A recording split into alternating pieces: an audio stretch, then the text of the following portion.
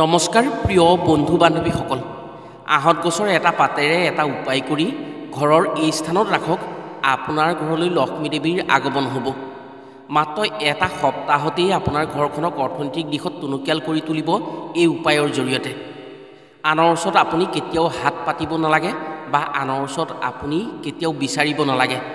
এই উপায় কৰাৰ ফলত আপোনাৰ ঘৰত লক্ষ্মী দেৱী বাস হ'ব, যাৰ ফলত আপোনাৰ ঘৰলৈ ধন টকা পইচাৰ আগমন হ'ব। আহঁত পাতেৰে কৰা এই উপায়ৰ ফলত লক্ষ্মী দেৱীৰ বাস হোৱাৰ উপৰিও শনিৰ কোপদৃষ্টিৰ পৰা ৰক্ষা পৰিব পাৰি। আজিৰ ভিডিঅ'ত আমি আপোনাক জনাম ঘৰৰ পৰা দৰিদ্ৰতা দূৰ কৰাৰ আটাইতকৈ শক্তিশালী আৰু আটাইতকৈ সৰু কি উপায় আছে, যি উপায়ৰ দ্বাৰা ঘৰখনক অৰ্থনৈতিকভাৱে টনকিয়াল কৰিব পাৰি। আহঁতৰ পাতেৰে কি উপায় কৰিব পাৰিলে মাতা লক্ষ্মীৰ কৃপাত ঘৰত ধন টকা পইচাৰ অভাৱ অনাটন দূৰ হয়।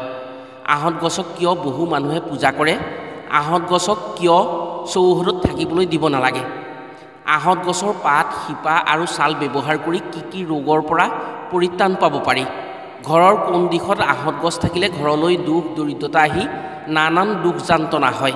সেয়েহে যদি আপুনি আপোনাৰ ঘৰত মাতা লক্ষ্মী বাস হৈ ধন টকা পইচাৰ দিশত উন্নতি হোৱাটো কামনা কৰে আৰু আহঁত গছৰ চমৎকাৰী দ্ৰব্য শক্তিৰ গুণাগুণৰ কথা জানিব বিচাৰে, তেনে আজিৰ ভিডিঅ'টো আপোনাৰ বাবে অত্যন্ত গুৰুত্বপূৰ্ণ ভিডিঅ'।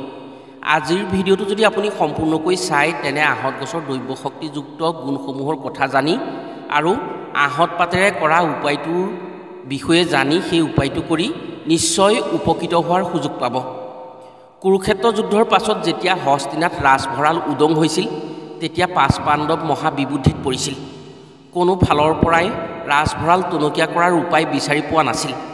মহাযুদ্ধ কুৰুক্ষেত্ৰৰ ৰণত ৰাজকোষ উদং হৈ ৰাজ্যত দৰিদ্ৰতাৰে দেখা দিছিল। উপায় নাপাই ৰজা যুধিষ্ঠিৰে ভগৱান শ্ৰীকৃষ্ণক কৈছিল, হে পাণ্ডৱৰ পথ প্ৰদৰ্শক, হে দুখহাৰী নৰনাৰায়ণ, আমাৰ হাতত আপোনাৰ কৃপা যেতিয়ালৈকে থাকে তেতিয়ালৈকে আমি নিশ্চিন্ত হৈ থাকিব পাৰোঁ। বৰ্তমানে উদং ৰাজকোষেৰে সমগ্ৰ হস্তিনা চলাব লাগিব। যুদ্ধই সকলো ধ্বংস আৰু নষ্ট কৰিলে। এতিয়া পুনৰ হস্তিনাৰ সজীৱতা কেনেকৈ ঘূৰাই আনিব পাৰিম সেই বিষয়ে আমাক জনাওক। কি কৰিলে শ্মশান সদৃশ হস্তিনালৈ লক্ষ্মী দেৱীৰ পুনৰ আগমন হৈ হস্তিনা নগৰী ধন ঐশ্বৰ্যৰে ভৰি পৰিব?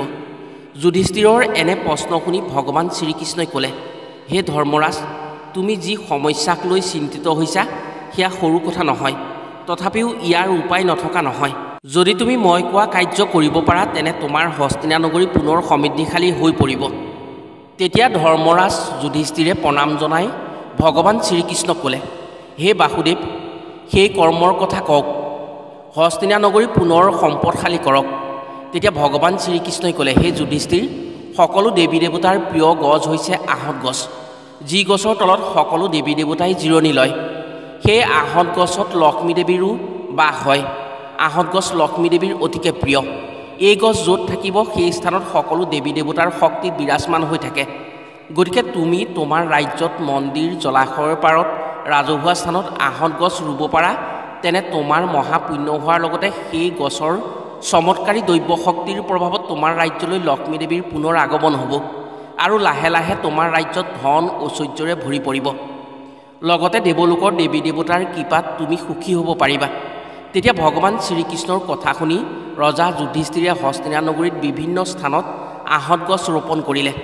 মন্দিৰ জলাশয়ৰ পাৰত ৰাজহুৱা স্থানত বাটৰ কাষত আহঁত গছ ৰোপণ কৰাৰ পাছত হস্তিনা নগৰী পুনৰ সজীৱতা ঘূৰি আহিল। শাস্ত্ৰ অনুসৰি আহঁত গছত বহু চমৎকাৰী শক্তি জড়িত হৈ থাকে।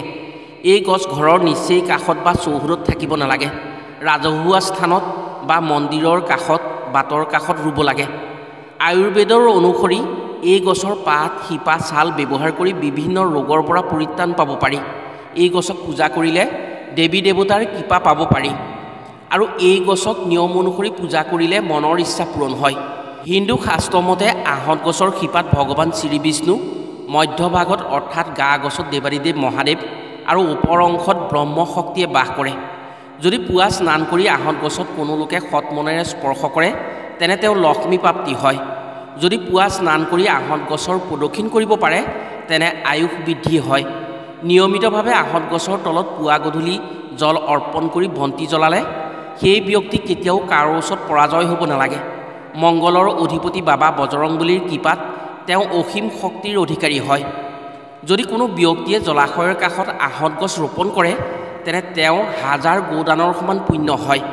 সেই আহঁত গছৰ পাত যেতিয়া গছৰ পৰা পানীত পৰিব সেয়া পিণ্ড দানৰ সমান পুণ্য হয়। যি লোকে জলাশয়ৰ পাৰত আহঁত গছ ৰোপণ কৰে তেওঁ পিতৃপুৰুষৰ আত্মাই মুক্তি পায় আৰু পূৰ্বপুৰুষৰ কৃপা লাভ কৰি ৰাজভোগ পাবলৈ সেই ব্যক্তিয়ে সক্ষম হয়। সোমৱতী অমাৱস্যাৰ দিনা আহঁত গছক প্ৰণাম কৰিলে যি ফল পায় সেই ফল যাগ যজ্ঞ তপ জপ কৰিও পাব পৰা নহয়। শাস্ত্ৰমতে আহঁত গছ হৈছে ভগৱান বিষ্ণুৰ এক অমোঘ শক্তি। এই আহঁত গছৰ এটা পাতেৰে যদি এটা উপায় কৰি আপোনাৰ ঘৰত এটা স্থানত ৰাখিব পাৰে তেনে কোনোদিন আপোনাৰ ঘৰত একো বস্তুৰ অভাৱ অনাটন নহয়। মাতা লক্ষ্মীৰ কৃপাত কেতিয়াও কাকো আপুনি হাত পাতিব লগা নহয়। আপোনাৰ ঘৰত মাতা লক্ষ্মী বাস হৈ ধন টকা পইচাৰে সমৃদ্ধিশালী হ'ব। প্ৰিয় বন্ধু বান্ধৱীসকল, তেনে জানো আহক আহঁত গছৰ পাতত কি শব্দ লিখি কি উপায় কৰি ঘৰত ৰাখিব পাৰিলে ঘৰত লক্ষ্মী দেৱী বাস হৈ ধন টকা পইচাৰ দিশত আনক হাত নপতাকৈ সমৃদ্ধিশালী হ'ব পাৰি। আহঁত গছৰ পাত ছাল আৰু শিপাৰে কি ৰোগ নিৰাময় কৰিব পাৰি কথাসমূহ কোৱাৰ আগতেই আপোনাক এটি সৰু অনুৰোধ জনাওঁ। ভিডিঅ'টো যদি ভাল পায় তেনে এটা লাইক কৰাৰ লগতে কমেণ্ট বক্সত লক্ষ্মীনাৰায়ণৰ নাম স্মৰণ কৰি লক্ষ্মীনাৰায়ণে নমঃ বুলি লিখিবলৈ কেতিয়াও নাপাহৰিব। আৰু যদি আমাৰ চেনেললৈ প্ৰথম আহিছে তেনে চেনেলটো ছাবস্ক্ৰাইব কৰাৰ লগতে অন্য 10জনে উপকৃত হোৱাকৈ ভিডিঅ'টো শ্বেয়াৰ কৰিবলৈ অনুৰোধ জনালোঁ। প্ৰথমে জানো আহক এই আহঁত গছৰ পাত শিপা আৰু ছালৰ প্ৰয়োগৰ ফলত কি কি ৰোগ নিৰাময় কৰিব পাৰি। 1 নম্বৰতে হৈছে বহু মানুহৰ ক্ষেত্ৰত দেখা যায় যে কোষ্ঠকাঠিন্য ৰোগে বহু কষ্ট দিয়ে। যেতিয়া শৰীৰৰ ভিতৰ ভাগত পানীৰ পৰিমাণ কমি যায় বা পানী কমকৈ খোৱা হয় তেতিয়া শৌচ কঠিন হয়। ফলত শৰীৰৰ পৰা সেই মল বাহিৰ হোৱাৰ সময়ত বহু কষ্ট হয় আৰু শৌচৰ দ্বাৰত সেই কঠিন শৌচে আঘাত কৰাৰ ফলত মলদ্বাৰত ঘাঁ হৈ পৰে আৰু তাৰ পৰা তেজ নিৰ্গত হয়। এনে অসুবিধা বা এনে ৰোগত যদি আহঁত গছৰ পাত ছাঁত শুকুৱাই গুড়ি কৰি তাৰ লগত গুড় মিহলাই সৰু সৰু বড়ি কৰি ৰাতি শোৱাৰ আগত 2টা বড়ি অলপ গৰম গাখীৰৰ লগত খায় তেতিয়া কোষ্ঠকাঠিন্য ৰোগৰ পৰা সোনকালে আৰোগ্য হয়। সেই ৰোগৰ পৰা সম্পূৰ্ণৰূপে নিৰাময় পাব পাৰি আৰু পেট খালচা হয়। 2 নম্বৰতে হৈছে দেখা যায় যে বহু দম্পতীয়ে বিবাহৰ পাছত বহু বয়সলৈকে সন্তানৰ সুখ লাভ কৰিবলৈ সমৰ্থ নহয়। এনে সমস্যাৰ বাবে বহু চিকিৎসা কৰাৰ পাছতো বহুতে নিজৰ সমস্যাক দূৰ কৰিব নোৱাৰি নানান দুখ কষ্ট সহিবলগীয়া হয়। ডাক্তৰী দৰৱে বহু ক্ষেত্ৰত সহায় কৰে যদিও কিছু কিছু ক্ষেত্ৰত হিতে বিপৰীত হৈ বিভিন্ন সমস্যাত পেলায়। এনে ক্ষেত্ৰত যদি আহঁত গছৰ গুটি শুকুৱাই গুড়ি কৰি 5 গ্ৰাম এগিলাচ গৰম পানীৰ লগত ঋতুস্ৰাৱৰ 7 দিনৰ পাছৰ পৰা বাকী দিনকেইটাত খাব পাৰে তেনে সেই মহিলাই সোনকালে গৰ্ভ ধাৰণ কৰিব পাৰে। সেই দম্পতীয়ে সোনকালে সন্তানৰ সুখ লাভ কৰিব পাৰে। মনৰ আশা পূৰণ হয় সেই দম্পতীৰ। 3 নম্বৰতে হৈছে আমাৰ শৰীৰৰ দাঁত হৈছে অতি লাগতিয়াল অংগ। যেতিয়ালৈকে দাঁত মজবুত হৈ থাকে তেতিয়ালৈকে যিকোনো খাদ্যৰ স্বাদ পোৱা যায়। বহু ক্ষেত্ৰত দেখা যায় যে দাঁতৰ বিভিন্ন ৰোগৰ বাবেই দাঁতৰ গুৰিত অসহ্য যন্ত্ৰণা বা বিষ হয়। কেতিয়াবা কেতিয়াবা সহিবলৈ অসহনীয় হৈ পৰে।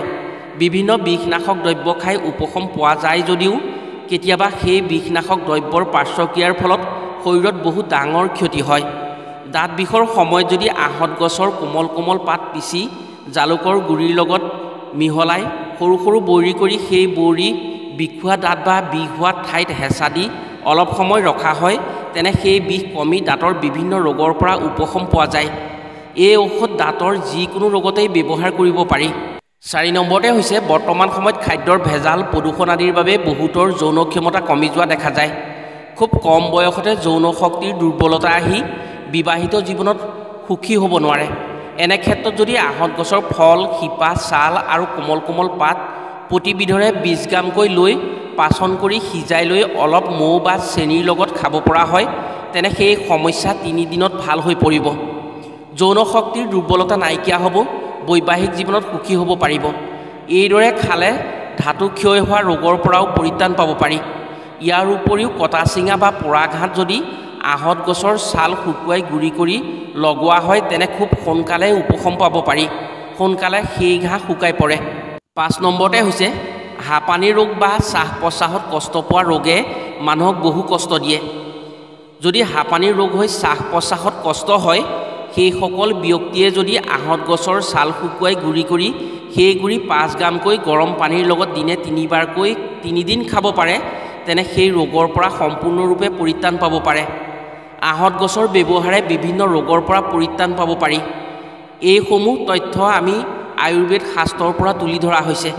যদি সঠিকভাৱে ব্যৱহাৰ কৰিব পাৰে তেনে নিশ্চয় উপকৃত হ'ব পাৰিব। প্ৰিয় বন্ধু বান্ধৱীসকল, এতিয়া উপায়টোৰ বিষয়ে জনোৱা হওক।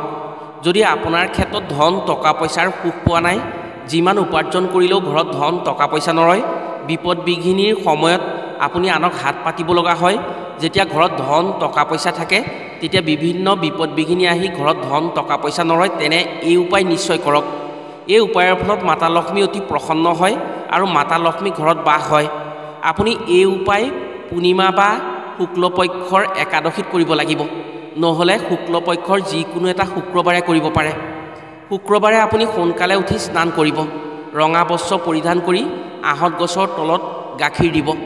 আপুনি যি গাখীৰ দিব সেই গাখীৰ আহঁত গছৰ গুৰিত দিব আৰু য'ত গাখীৰ দিব সেই ঠাইৰ মাটি অকণে আপুনি এটা তিলক ল'ব। ইয়াৰ পাছত আপুনি সেই আহঁতজোপাৰ পৰা 2টা পাত ছিঙি আনিব। চাব যাতে আপুনি ছিঙি অনা পাত 2টা ক'তো ফটা ফুটা নাথাকে। সেই দিনটোত আপুনি পাৰিলে ব্ৰতৰে থাকিব, নোৱাৰিলে আমিষ আহাৰ গ্ৰহণ নকৰিব। যেতিয়া সন্ধিয়া হ'ব এগছি মাটিৰ চাকি লক্ষ্মী দেৱীৰ চৰণত জ্বলাই এটা পাতত ওম ধনলক্ষ্মী নমঃ বুলি সেন্দুৰেৰে লিখিব, আনটো পাতত আপোনাৰ ধনৰ সমস্যা সম্পূৰ্ণ দূৰ হৈছে বুলি লিখিব।